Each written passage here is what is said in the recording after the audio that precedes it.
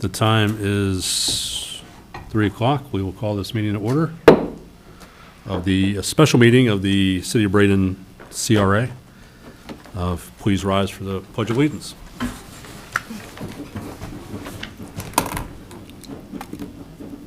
I pledge allegiance to the flag of the United States of America and to the republic for which it stands, one nation, under God, indivisible, with liberty and justice for all. Thank you. Councilwoman Coker, I was going to have you lead us, but... So we will start with citizen comments for items not on the agenda. Anybody open citizen comment at this time? Any comments, not agenda items? Seeing none? Okay. We'll move to the consent agenda. And Ms. Siren, you had something to bring up on that? Thank you, Mr. Chair. As we discussed, there's an update on item 4B. If we can pull that out, and I'll explain the minor change. Okay. So a motion to approve the consent agenda, pulling item B. So just items A and C. So move. Motion I'll second it. and a second. All in favor? Aye. Aye. Aye. Any opposed? No. Okay. If you want to talk about the change on item B, 4B. As we discussed during our one-on-one meetings, after the agenda was publicized, we found out there's a very minor change in the quote that for the streetscape, pressure washing and sealing. It's actually a reduction of approximately $400, but for transparency, the quote we received is $26,870 instead of the $27,270 that you had on the agenda item. So I have emailed you a copy of that updated quote. So. Okay. Any discussion on that? Okay. Can I entertain a motion to approve item 4B as revised? Move to approve item 4B as revised. Second. Motion and second. All in favor? Aye. Aye. Aye. All right. Passes 4-0. Okay. All CRA districts, item 5, the 2023 FRA conference. I believe there's a conflict with the October CRA board meeting. There is. I know we've debated the dates of our meetings a couple of times already, so I'm sorry that we have to do this again. But as soon as we approved the dates for 2023, the Florida Redevelopment Association publicized a save the date for their annual conference from October 24th to October the 27th. This directly conflicts with both the City Council and the CRA Board for October. So I wanted to see if you wanted to keep it, if there's interest in postponing it or moving it to another date. We could either do, if you want to move it, we could either do one of the City Council dates, or additionally Tuesday, October the 31st is available. So I just wanted to hear your feedback as a board. Which date was available, you said? In addition to the City Council meetings, Tuesday, October 31st is available.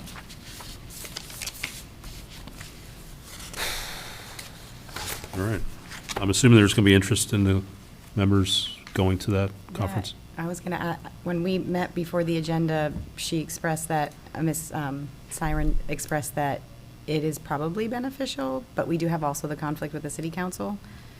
Right. So I don't know procedurally the best way, perhaps we.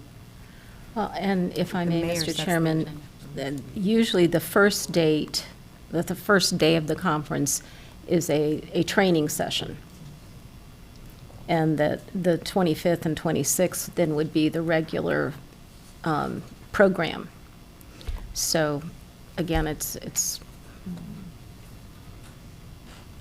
I'm just sharing information. And I appreciate that actually, because it's new, and I believe it, I'm attending a training in April already, so to some extent, I don't know, I just don't know yet how important it is that the new people attend.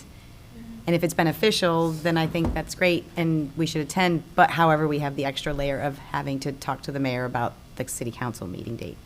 Okay, well, since there's already the conflict on the 26th, if that's. Mr. Chair, Yes, ma'am.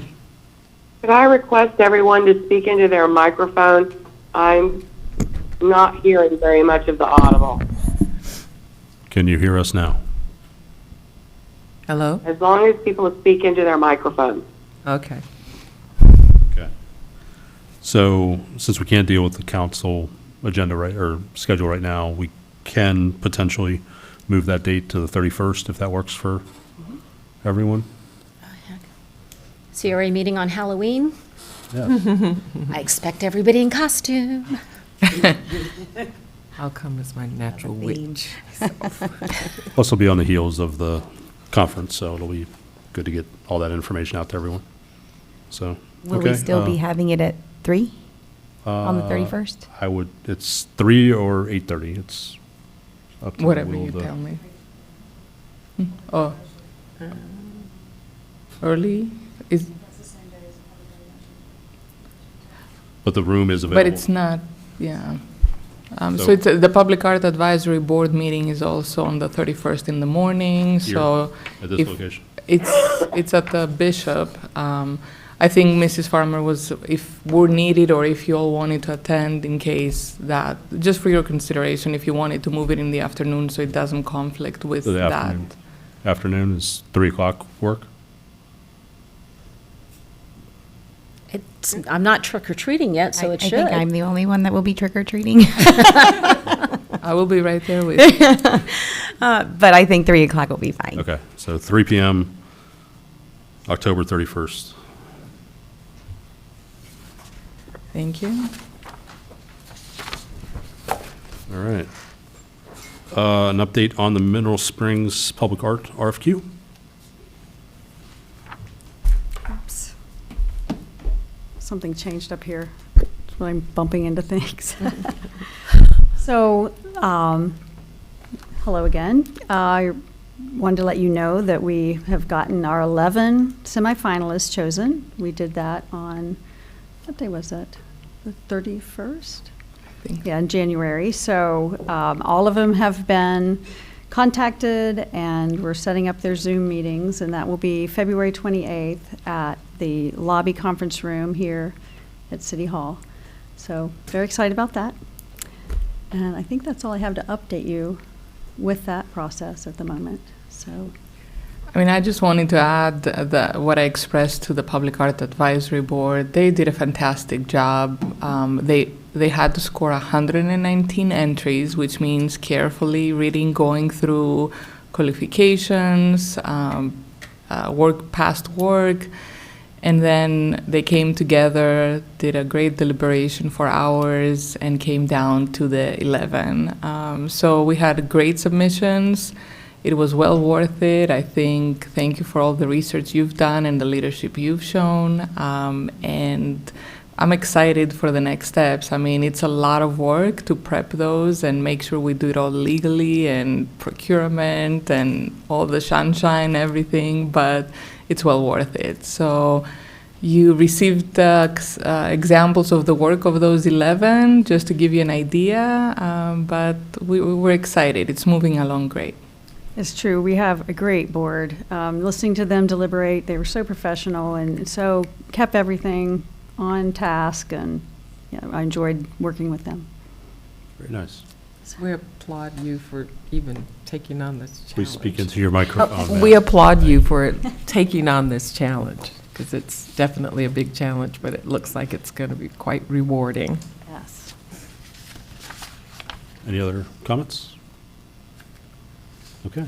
No need to move from there, because the next is the commitment to the Bloomberg Philanthropies Public Art Challenge. Yes. And I'm going to try to keep things brief today so you guys can get to work. Yeah, I like Yeah. it. So you guys heard us talk this morning, and I also have Dr. Sheila Halpin here today. So she is from the Soarin' 4 and also with the Manatee County Schools. So if she could come up and just kind of tell us, how this started and how we're working on this part.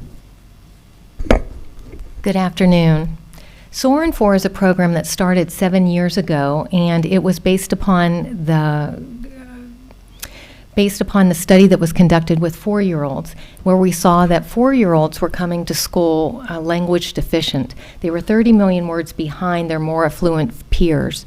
And so when we started to see that our 4-year-olds weren't coming to school prepared, we thought, what can we do to help this? And so we developed a program over the summer for incoming preschool families, and it was so well received that our community asked us to replicate that model, as did our superintendent. The premise behind it is that we know that all parents are their child's first teacher. Now we want to make sure they're their child's first literacy teacher. And so by giving them the tools and the information, they can then support their child's literacy support at home and provide support for their children in meaningful ways. So Soarin' 4 has blossomed from that one school to supporting 15 Title I neighborhoods throughout our community.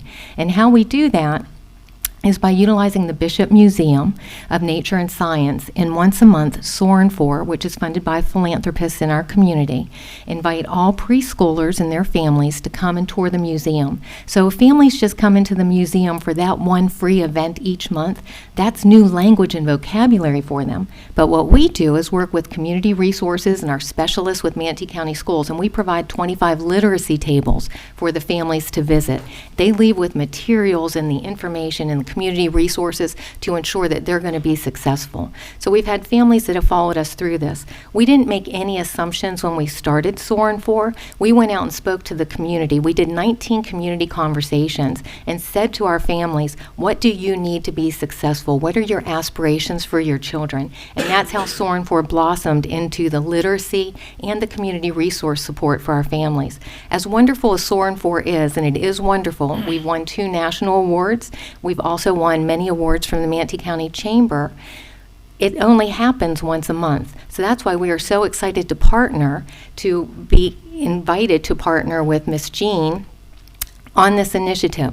Because as we know, our families live in our communities 24 hours a day, 7 days a week. And if we're able to start incorporating public art that also has that literacy component, our families will all month long be able to support their children, therefore helping them when they get to school and ensuring their success with a strong academic foundation.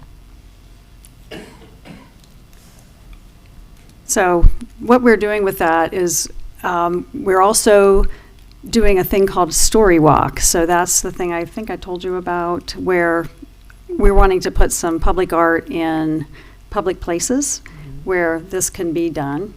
And of course, we're also going to be doing more than just that, having that passive thing. We want to go through the whole 3 CRA districts and have these groups of people from each one joining together, and we'll be doing different activities and things to keep this going for the 2-year span while we're making art and while we're having art being made, and just work on that literacy through the arts. Okay. So I just want to remind everybody of, I want to keep everybody's expectations low, because I don't know, it's going to be it's very competitive with large cities that have a lot of full-time staff just working on things like that. But we will do our best. We have great partners, and even if we don't win it, as I mentioned, we want to keep the momentum in the community. So we may come back and see what can we do even without this grant. The difference between the city council discussion and this discussion, we're asking the CRA board to earmark an amount. We recommended $50,000, so that when we apply, we show that it's not just our time, which is valuable, but it's also some money that we're putting as a match towards this grant to try to enhance our chances of winning it. From you said 50,000. That was our recommendation. I mean, we can go higher, but I think 50 is a good initial amount to commit. Okay. Would that be for each CRA or just the total? I would do from each. Well, I would do some from each CRA. However you want to divide it up, you can you can do 20-20-20. You can do 50-50-50. However you want to do it. And it's already on our budget as public art in each CRA, but it's not year funded towards this Bloomberg philanthropies in case we do win it. Okay. Mr. Chairman, so, Ms. Siren, are you saying you want 50,000 from each CRA or 50,000 total? The initial theory was 50 total, but however you want to make the motion. I thought that's what we talked about before, and I just was thinking, well, wait a minute, was it total? Was it each? Was it? Okay, I appreciate that, thank you. Is there any discussion on the grand total of what it should be, if it should be? I'll open up the floor for everyone to discuss, and the public will come after that. I can just start by noting that as to the amount, I don't have an objection to it. As I mentioned in the city council meeting this morning, I'd like to see that those dollars be spent on having partnerships that will support Gene G, because I believe that Ms. Sirens and Mr. Munion's, Mr. Chris, efforts on the more economic project side, more affordable housing, cleaning up, that kind of, I want to see those projects also, and I want to make sure that the two of you that have that level of expertise are not pulled too far in your resources. And by resources, I mean time. Is this something that Realize Bradenton can assist with, or has their eye on working on something like this as well? We reached out to Realize Bradenton to throw that, as a potential. Their executive director is out of town, so she told us that she's committed in terms of supporting in general these projects, and then as soon as she's back in town, we'll have a meeting and discuss how they can support this. As part of the up to 1 million grant, we can request administration fees. So we could be hiring somebody to also oversee that along with Mrs. Farmer. We can also give it for marketing activities. So there is a ability to support other agencies in our efforts through this. So it's up to 1 million. What are you all looking to ask for? We're actually, tomorrow, we're going to be working on the budget together and finalizing that. So I don't think it would be wise to ask for the 1 million, only because we have smaller projects that won't add up to that. As far as community partners go, do you already have them in the pipeline ready to send you a letter of support? I'm sorry, multiple letters of support. We do. We have like reached out to ASAP? several, and they've committed to doing that. Okay. And there's going to be new ones. I mean, this is only a first phase. I think there's the second phase if you're selected, and then the final selection. So once we apply, it doesn't stop on February 15th. We're going to keep on the conversations going. Okay. But there's a few that have indicated interest in supporting financially, along with letters of support. Okay. All right, any public comment on this topic? Anyone from the public like to speak? Okay, hearing none, I'll entertain a motion to earmark funds for this in the amount of $50,000. I move to support the Bloomberg Philanthropic Public Art Challenge and authorize the CRA staff to work on the grant application and take the appropriate steps with the project and earmark the $50,000 that we've discussed today. Okay, Second. there's a motion and a second. Any further discussion? Okay, we'll vote. Ms. Moore? Yes. Ms. Coachman? Yes. Ms. Barnaby? Yes. And I vote yes. What about Okay. Ms. I'm sorry, Ms. Coker, are you there? I am, but I'll be honest with you. It's hard. The audible is really bad, so I don't know that I can make an informed vote. Well, she was Okay. having trouble hearing. They said remove these from this, so, Ms. Coker, is that any better? It might be. It might be. Okay. I mean, there were just. Oh, I didn't get to hear the presentation this morning. So, am I allowed to abstain? Of course. She No. can't. I'm gonna. Oh, okay. Sorry about that. You may just have to rely on your fellow board members here. It's already a 4-0 vote. But you do have to Okay. vote. Okay, so I'll vote yes. Okay, passes 5-0. All right, next on the list is the hiring of CRA manager. At the last CRA meeting, there was some discussion about, withholding, proceeding with the hiring of a CRA manager. And it was mentioned that in February to come back and discuss it, so I wanted to bring it back and ask if there's been any update on your end, if any feedback that you can give us, it would be appreciated. As you know, we have a lot of projects. On the February 23rd meeting, we'll be talking about the new advisory board, visioning, so we definitely could use the extra hand that would come with this position. So I spoke to both of the candidates, and they're both still interested. So I just need your guidance again. Okay, any discussion? Yes, no? I defer to, Okay. I'm happy to discuss, but I don't know how to kick it off, honestly. I mean, what are we discussing? Whether or not. to authorize whether or not to authorize the hiring of, or continue the process with these two candidates and subsequent. Does anyone have a counterpoint to Ms. Siren's requests? I will state that I have talked with the city administrator about the fact that we may not be in this building much longer, and hiring staff that's going to make us have to do construction projects in this building is a concern to me. That's one of my concerns. Mr. Chair? Go ahead, ma'am. Yeah, I think my concern, and I think we should have a discussion. We're getting a lot of staff, and I know we're doing a lot of great stuff, but I don't feel like we've ever had this much staff with 3 CRAs. And I was just down for the Minnesota League of Cities tour in Sarasota, and their CRA only has 1 person. And I don't know enough about how everything's structured, if they use more city employees, but I feel like we're getting a little staff heavy, just based on the history with the 3 CRAs, and I've been around them for a long time.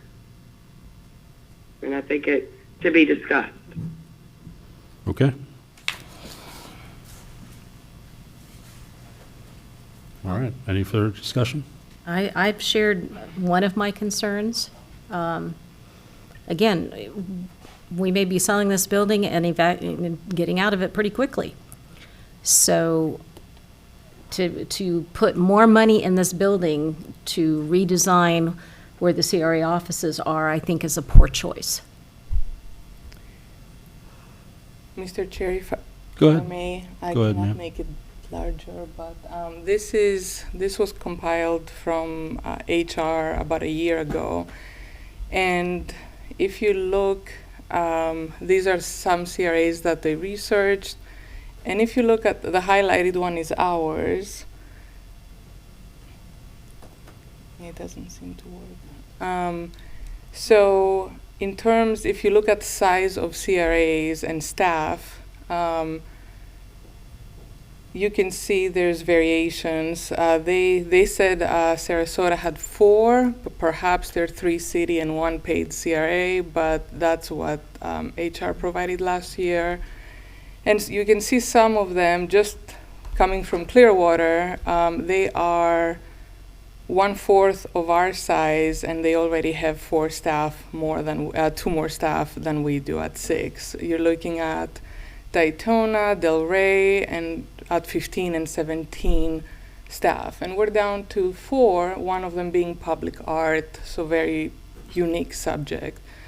In terms of reorganization of the offices, the quote we got was for $2,000. We can have the empty area where Mr. Ackles used to be, so I believe it's a very minimal expense to create a new office for the assistance. Of course, I do leave it up to you. It has been budgeted. It was approved last year by the CRA board.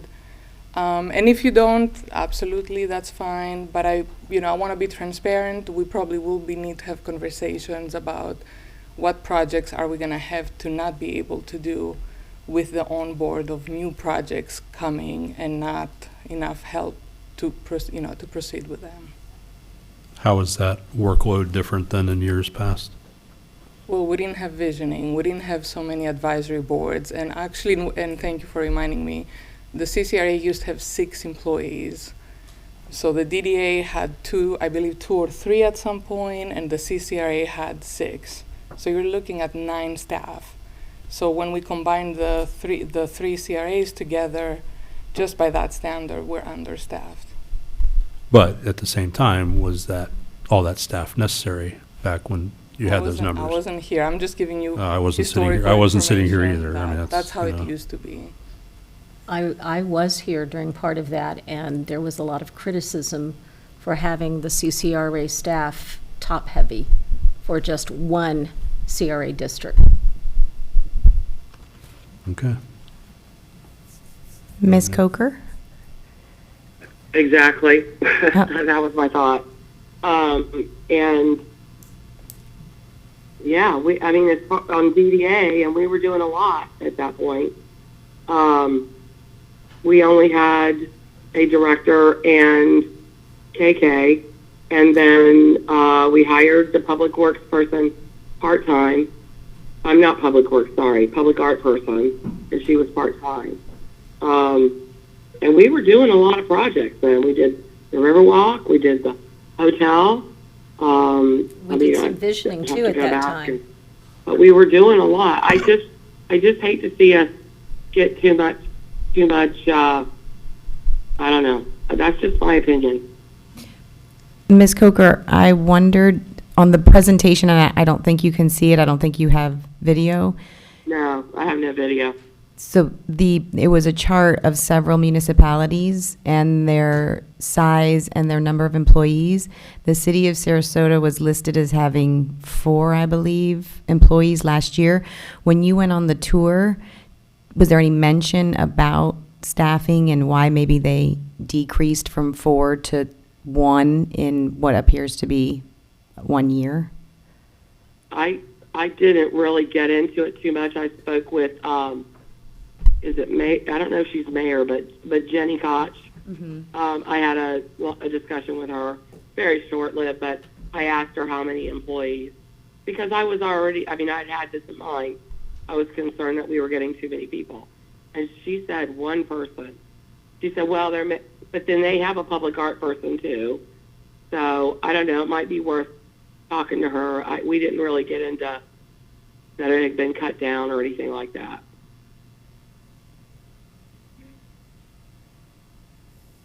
Okay, thank you.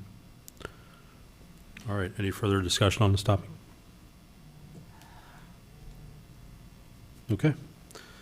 We will move to item 6, Central CRA District update from the CCRA Advisory Board meeting. Mr. Chair, I'm not clear on, so if you'd like me, am I stopping the search right now? I need a guidance on what to do. At this point, we are not continuing with that process. Okay, I will let them know. A few weeks ago, the CCRA Advisory Board met. One of them, they chose what dates to have their 2023 meetings. I sent you earlier today those dates. They meet at 5:15 p.m. at the 13th Avenue Dream Center. And so if you can please let me know, I know there was interest before into rotating them. Into rotating your attendance as a board, and please, you don't have to do this today. I just wanted you to know that those are the dates, and just let me know. They would love to have you. They did express a strong opinion that they want to stay their own advisory board, so as there was some discussion whether it should be all 3 combined, or they really felt very strong that the needs of the CCRA are unique, and they would like to stay as their own separate advisory board as we're deliberating combining the other two. Additionally, they talked about the importance of programs such as down payment assistance. So for example, as we're talking about disposing some properties and opening it up, the people that live there or rent there may not have the funds available to even bid or approach the properties that we are going to dispose. So they're going to be, the chair asked them to bring their ideas forward at the next meeting as to what are some things of importance to them so that we can start those discussions and bring them on to you forward in the future. I brought up the idea of the ring camera that was discussed at the last meeting. They thought it was some potential. They did have some concerns about the legality or about having to show any of that footage to the BPD, but they were receptive of they would like to see in the future potentially what that would look like before they gave more feedback. And lastly, they are in support of, they would like to see more holiday lights on corridors going down both on 6th and on 13th, on 9th, further down past Tropicana. So we're looking to see if that's going to be an agenda item to bring to you next, but that's what was discussed at in general at that meeting. That'd be nice, yeah. Okay. Any discussion on that topic? About the lights? About the whole, Anything? anything from the advisory board? Do we want to talk about those dates? If the email came out this morning, if everybody could take a look at the dates and let sort of, I guess, we're allowed to let all of us know if we can make certain dates. Yeah, we just want to communicate amongst ourselves. I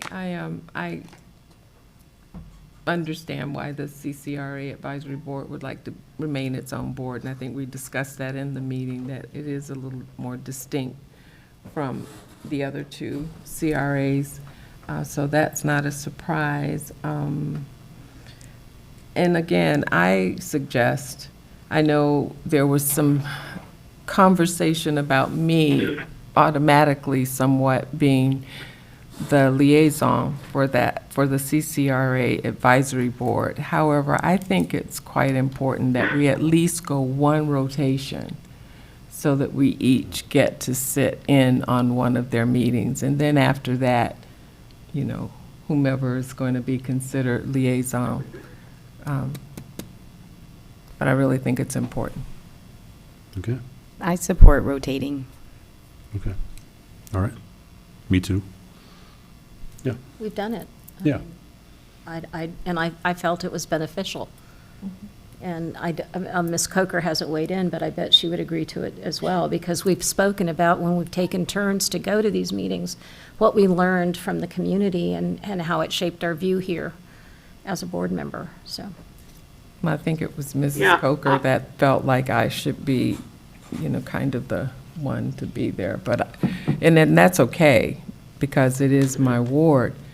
However, I strongly encourage that we do at least one round of rotating. Agreed. Ms. Coker, any comment? Yeah, I think it's a great idea. I think the most important thing to me, in my opinion, is that someone from the board is there, and someone, whoever that person is, reports back to the entire board. Because I think we had that disconnect before, and I like us all rotating, but if someone, things come up and you can't be there, make sure that someone at least is there. And that's why I thought if one person knew that was their assignment, kind of like our other assignments. But I like that we'd all be part of it. I do agree with you in that respect. But I just, like I said, I think we should make sure that we get a report back from each meeting. Ms. Coker, I have a question. At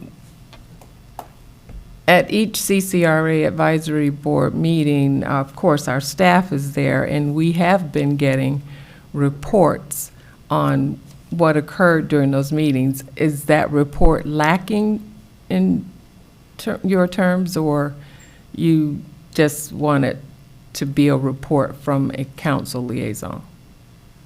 My comments are more historically related. I know we haven't had a ton of reports recently, but I know there's been some challenges to the meeting. So my comments are really more towards historically, and that's where we had to break down before, in my opinion. Okay, understood. Okay. All right. Any other discussion on that? All right. Next is the 14th Street CRA District, the Astoria on 9th Lura, and other legal documents from HTG. This item was presented this morning to the City Council, so it's very similar. It is in the 14th Street CRA District. It was approved during the September 14, 2022 CRA special meeting for the CRA to support this project with a subordinate long-term forgivable loan of $600,000, split up equally in 3 fiscal years, starting with this year and starting upon commencement of construction. And we have here with us Mr. Rodrigo Paredes, Senior VP of Development for HTG, to this. If you'd like to come up and say anything, or if you have any questions, but we're asking for motion to approve the attached legal documents and authorize the chair and staff to execute all the necessary documents. All right. Please introduce yourself. Yes, sir. Good afternoon. My name is Rodrigo Paredes. I work for Housing Trust Group. Thank you so much for your support of this development. We are almost finalizing the process to get started on construction next month, hopefully. We, you guys gave us a commitment for this back in November, I think, and now this is, I think, just to approve the loan docs that have been reviewed by all the other parties. There's like 5 different loans. City, state, and federal government are coming together to make this development a reality. We have building permit ready letter. We're just ready to start going. That's it. If you have any questions, let us know. Okay. Any discussion? Well, Mr. Chairman, I mean, we've discussed this, and we all recognize that we need more affordable housing. And pretty much any way to get developers to do affordable housing, you have to come up with these sorts of carrots. Not carrots, but carrots to dangle. And we know that they will do a very good job for us, and so I'm very supportive of this. Okay. And we're not alone in this. It's a Right. lot of entities involved, so that kind of speaks to the importance. I'm assuming that all the other financing is aware of this and the terms of this loan, to the extent that they might desire to ask us to amend any term of it. The documents have been reviewed by all the other parties' attorneys. They provided comments. So what you see in front of you is, I think, the final version that everybody has approved. Freddie Mac, Florida Housing Finance Corporation, Bercadia, Bank of Fifth Third, and county all have paid attention to everything that's going on, and there's a credit underwriting report approved by the Florida Housing Board. I don't know if that answers your It question. does, yes, thank you. Okay. Mrs. Coker, any comment? No, nothing at this time. Okay. Need to entertain a motion to I approve. think there's a recommended motion. I think it could be as simple as move the recommended motion. Second. Move for the recommended motion. for I have a second, but Yeah, Mr. we need a Rudisil first. needs somebody else to do the first, so. I guess, do you want to be the first? You go ahead. I'll second it. I move to move for the recommended motion. Okay. Second. Any further discussion? Seeing none? All in favor? Yes. Aye. Aye. Aye. All right. Passes 5-0. Thank you so much. Thank you, sir.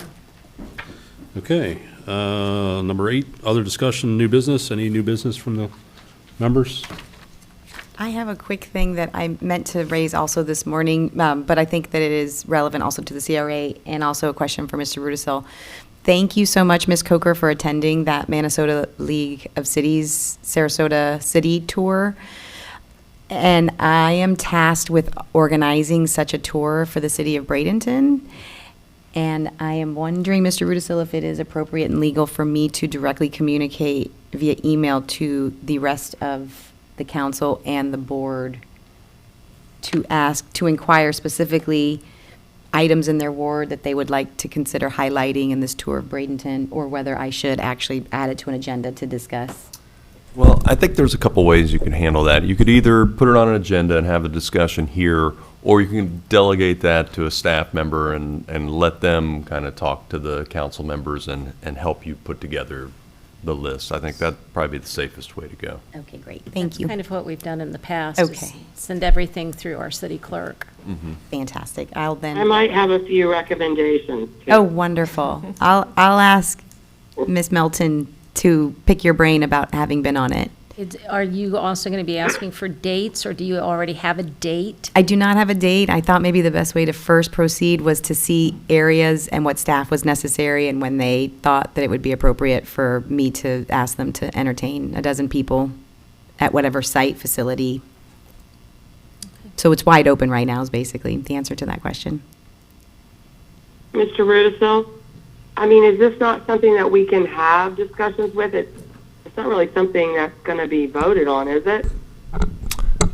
I mean, the problem is, I mean, there's, A is perception, right? So when you have those type of conversations, you know, what is the public thinking? Even though we know, that the council members could avoid, getting into those types of discussions. It's always a question about perception. The other thing is, it's not always that clear as to when you might be talking about an item that could potentially come before the board. So I think it's better to avoid it if it's possible, and I think it's possible here. Okay. Okay, we'll have staff members look into that. Thank you. Any other discussion on new business? No? Okay. Thank you very much. Our next meeting is